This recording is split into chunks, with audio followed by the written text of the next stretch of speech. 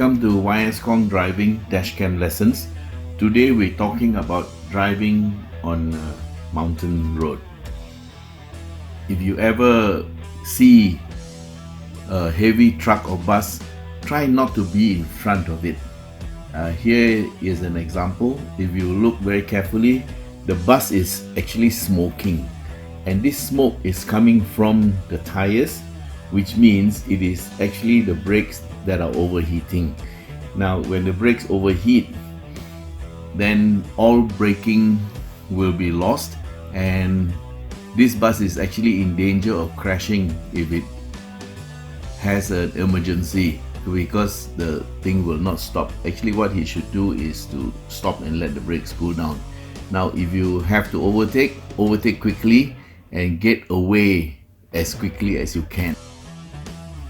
Happy driving and safe driving, everybody. Thanks for watching. Bye.